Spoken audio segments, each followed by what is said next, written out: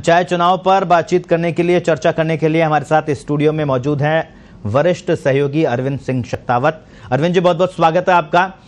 आखिरी चरण का ये मतदान हो गया है, क्या लगता है जिस तरह से वोटिंग प्रतिशत है, ग्रामीणों ने अपनी सरकार चुन ली है, किस पर भरोसा जताया है रुझानों को अपन माने तो?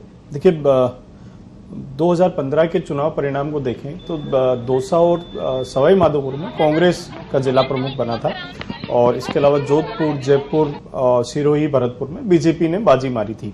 बाद में जयपुर के जो जिला प्रमुख बीजेपी का था उसने कांग्रेस ज्वाइन कर ली। तो देखा जाए तो मामला 3-3 का लास्ट में, आखिरी में जाते जाते 3-3 का रहा। बीजेपी को ये लग रहा है कांग्रेस सरकार के खिलाफ माहौल है और इसका फायदा उठाया जाए। पिछले जो 21 जिलों में पंचायत चुनाव हुए थे, जिला परिषद चुनाव, उसमें कांग्रेस को बड़ा झटका लगा था। कांग्रेस 5 जिला प्रमुख ही बना पाई थी और बीजेपी 14 जिला प्रमुख बनाने में कामयाब रही और क्रॉस वोटिंग भी हुई। 2 जिलों में निर्दलीय जो बीजेपी के बागी थे वो बने जी।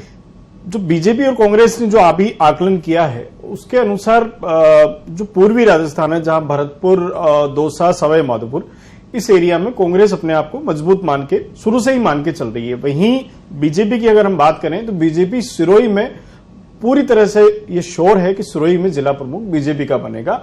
उसको, सिरोही जिले को संघ का बड़ा गढ़ भी माना जाता है, इस वजह से वो काफी श्योर है। जोधपुर जो है वो अशोक गहलोत का एरिया है, साथ में केंद्रीय जल शक्ति मंत्री जो बीजेपी के सांसद है उनका भी एरिया है। वहां मुकाबला दिलचस्प बना हुआ है। जयपुर सतीश पूनिया के लिए, जो बीजेपी के प्रदेश अध्यक्ष भी हैं, उनके लिए ये चुनाव काफी प्रतिष्ठा का है। उनके जो विधानसभा क्षेत्र है वहां आमेर और जालसू 2 पंचायत समिति भी है, वहां भी ये चुनाव हो रहे हैं और उन्होंने पूरा समय भी दिया। जयपुर, जोधपुर को जो राजनीतिक स्थितियां जो लग रही है उसमें फाइट माना जा रहा है। सिरोही में बीजेपी अपने आप को मजबूत मान के चल रही है। वहीं ये 3 जिले जो हैं वहां पर कांग्रेस को लग रहा है कि हम कम से कम दौसा और सवाई माधोपुर में तो आसानी से जिला प्रमुख बना लेंगे, क्योंकि 2015 में भी हमारी राजस्थान में सरकार नहीं थी, फिर भी हम 2 जगह सरकार बनाने में कामयाब रहे थे। जी अरविंद जी, जिस तरह से अब 4 सितंबर को तय होगा कि जनता ने किसको चुना है, लेकिन उससे पहले ही राजनीतिक दलों की बात करें तो बाड़ाबंदी जो है वो शुरू हो गई है। कांग्रेस के प्रत्याशी तो बाड़ों में कैद भी हो गए हैं, होटल रिसोर्ट में। बीजेपी भी तैयारी कर रही है। सबसे अहम सवाल यही है, क्या बाड़ाबंदी, क्योंकि निगम चुनाव में भी बाड़ाबंदी शुरू हो गई है, विधानसभा चुनाव में होती थी, अब पंचायत चुनाव में भी बाड़ाबंदी का खेल शुरू हो गया है।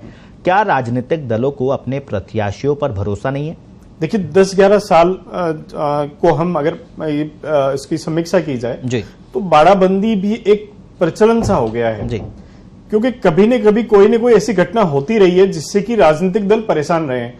अब आप बात करें 2020 में जो 21 जिलों में जो जिला परिषद चुनाव हुए थे, उन्हीं की हम अगर बात करें तो बूंदी और अजमेर, यहां दोनों जगह बीजेपी को बहुमत था। इसके बावजूद बीजेपी अपना जिला प्रमुख नहीं बना पाई और बीजेपी के ही जो जिला परिषद सदस्य थे वो उन्होंने बगावत की और वो कांग्रेस के सहयोग से जिला प्रमुख बनने में कामयाब रहे और बीजेपी को बड़ा झटका लगा।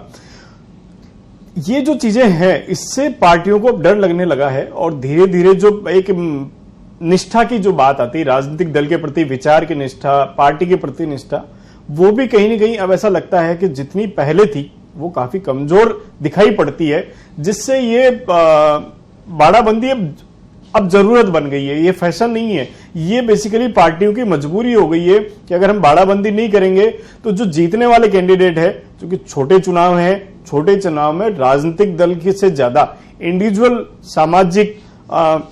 के साथ साथ में सामाजिक दबाव भी बहुत रहता है जी। छोटे चुनाव में ये सबसे बड़ा ज्यादा देखने को मिलता है। तो यहां पर टूटने का डर है वो बहुत ज्यादा है।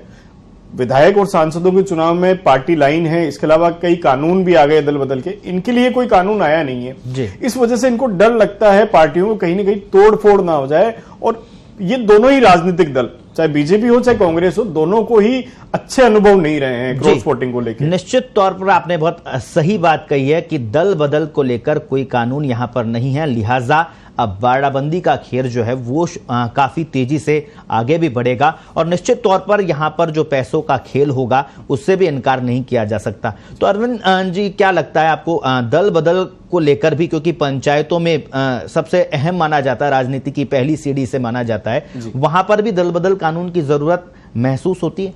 देखिए, राजस्थान में जो पिछली वसुंधरा राजे सरकार थी, बीजेपी सरकार थी, उन्होंने पंचायत चुनाव में सबसे पहला प्रयोग किया कि हम शिक्षित को ही टिकट देंगे, है ना। लेकिन नई सरकार आई, उसने इसको खत्म कर दिया। 2 बच्चों का कानून भी लाने की कोशिश की गई, वो भी खत्म हो गया।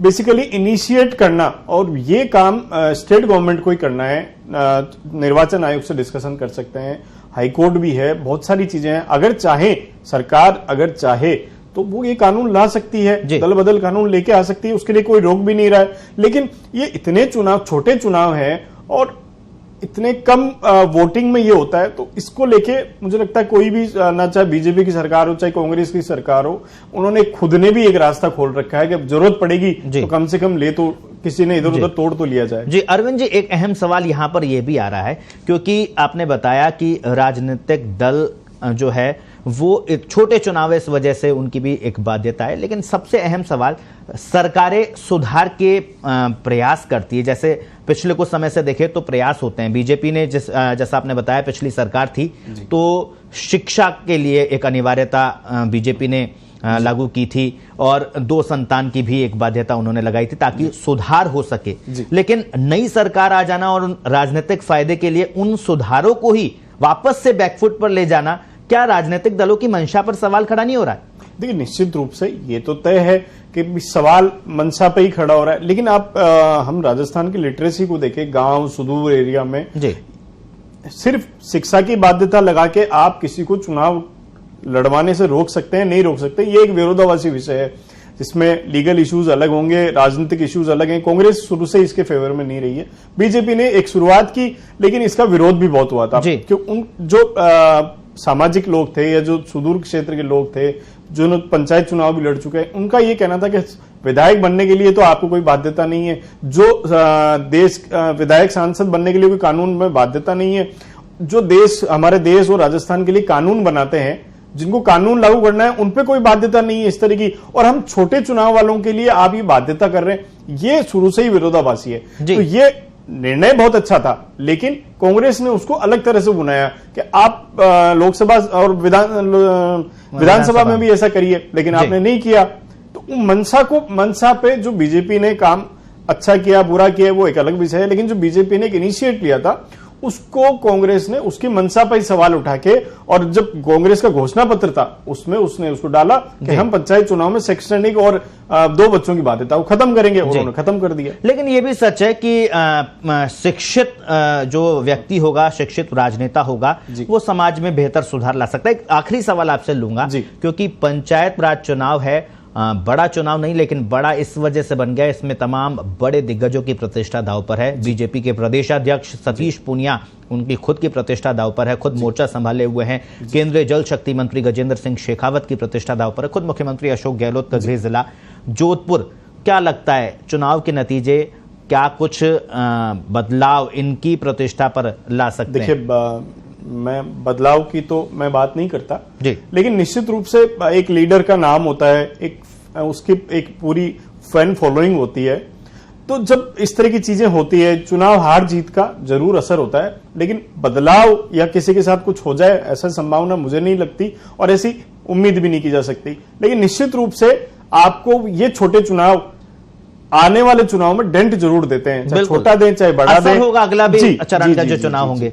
जी, जब भी विधानसभा चुनाव होंगे, कोई 2 साल बाद ही राजस्थान में विधानसभा चुनाव है, तो हम जब आपका खुद का स्थानीय मेंबर जो है, एक गांव 3 गांवों का एक मेंबर आपका होता है, उसका अलग असर होता है। आपके एंटी पार्टी का मेंबर होता है तो उसका अलग असर होता है। लेकिन बदलाव जैसी कोई बात नहीं है। हाँ, ये जरूर है एक राजनीतिक माहौल, क्योंकि गांव की सरकार का इशू है। हमारे राजस्थान में ज्यादातर जनसंख्या गांव में रहती है। एक माहौल जो बनता है वो जरूर जो जीतेगा उसके फेवर में बनता नजर आएगा। निश्चित तौर पर माहौल जो जीतेगा उसके फेवर में बनता नजर आएगा। और जिस तरह से समीकरण कहते हैं, राजनीतिक पार्टियां तमाम आकलन कर रही है, लेकिन सरकार फिलहाल कांग्रेस के, तो ऐसा माना जाता है कि जो ग्रामीण हैं वो सत्ता के साथ में जाते हैं। बहुत बहुत शुक्रिया अरविंद जी, हमसे बातचीत करने के लिए, पंचायत चुनाव पर चर्चा करने के लिए। तो गांवों की सरकार चुनने के लिए आखिरी चरण का मतदान खत्म हो गया है। 4 सितंबर को जब नतीजे आएंगे तो पता चलेगा कि गांवों की सरकार, ग्रामीणों ने किसको अपनी पसंद बनाया है और कौन सी पार्टी के